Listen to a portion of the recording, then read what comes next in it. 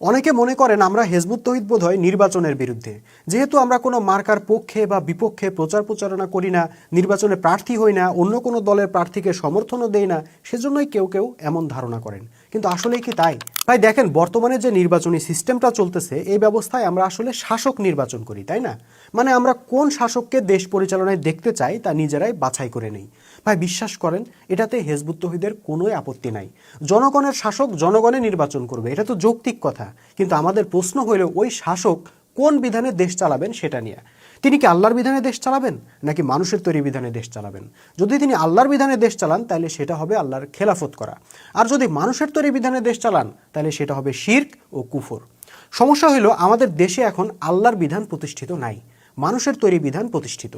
রাজনীতি, অর্থনীতি, কোর্ট কাচারি, ব্যবসা বাণিজ্য, বিচার ফয়সালা, এক কথায় পুরো রাষ্ট্র ব্যবস্থাটাই মানুষের তৈরি ব্যবস্থা।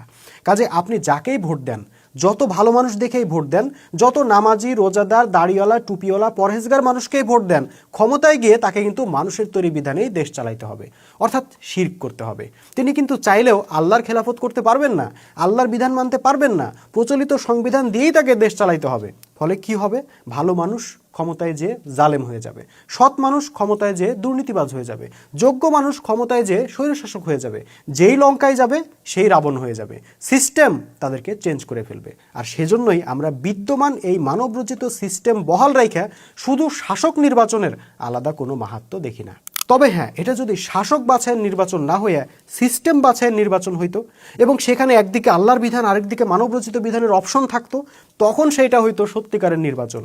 তখন আমরা হিজবুত তৌহিদ সেই নির্বাচনে অংশগ্রহণ করতাম, এতে কোনো সন্দেহ নাই। প্রয়োজনে আমরা মানুষের বাড়ি বাড়ি গিয়ে ভোট চাইতাম আল্লাহর বিধানের পক্ষে, দিনের পক্ষে। আর তখন এটাও বোঝা যাইতো, এই যে 90% মুসলমানের কথা বলা হয়, আসলে এদের কত পার্সেন্ট সত্যিকারের মুসলমান আর কত পার্সেন্ট নামধারী মুসলমান। কারণ কোনো মুসলমান কখনো আল্লাহর বিধানকে বাদ দিয়ে মানবরচিত বিধানের পক্ষে সমর্থন দিতে পারে না, একমাত্র কাফিররাই সেটা পারে। সেজন্য পবিত্র কোরআনে আল্লাহ 1400 বছর আগে বলে দিয়েছেন, যারা আল্লাহর নাজেল করা বিধান দিয়ে বিচার ফয়সালা করে না তারা কাফের, জালেম, ফাসেক। এখন প্রশ্ন হইল, বর্তমানে তাইলে আমরা কি করব? কোন মার্কায় ভোট দিব? তাইলে কি আমরা ভোট কেন্দ্রেই যাব না, কাউকেই ভোট দিব না? ভাই, এটা আপনার সিদ্ধান্ত। আপনি কাকে ভোট দিবেন, কাকে দিবেন না, নাকি ভোট কেন্দ্রেই যাবেন না, এই সিদ্ধান্ত আপনাকেই নিতে হবে। তবে যারা হিজবুত তৌহিদকে সমর্থন করেন, হিজবুত তৌহিদের ইমামকে ভালোবাসেন, তারা যদি ভোট দেওয়ার ইচ্ছা করেন তাহলে অবশ্যই প্রথমে বিবেচনা করবেন কোন প্রার্থী বা দল ক্ষমতায় গেলে হিজবুত তৌহিদের সাথে জুলুম করার সম্ভাবনা আছে। যারা হিজবুত তৌহিদের উপর জুলুম করতে পারে, ফ্যাসিবাদী আচরণ করতে পারে, হামলা করতে পারে, ষড়যন্ত্র করতে পারে, তাদেরকে অবশ্যই ভোট দিবেন না। এবং আল্লাহর কাছে দোয়া করবেন তিনি যেন এমন কাউকে ক্ষমতা না দেন যারা ক্ষমতা পেয়ে তৌহিদের আন্দোলনকে পথরোধ করবে, প্রকৃত ইসলামের কণ্ঠকে রুদ্ধ করার চেষ্টা করবে।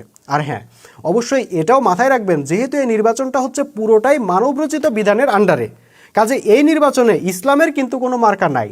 কেউ যদি বলে নির্দিষ্ট কোনো মার্কাতে ভোট দিলে সেই ভোট আল্লাহ রসুল পাবে, জান্নাতের টিকিট হবে, তাইলে সেটা বিশ্বাস করার কোনোই কারণ নাই।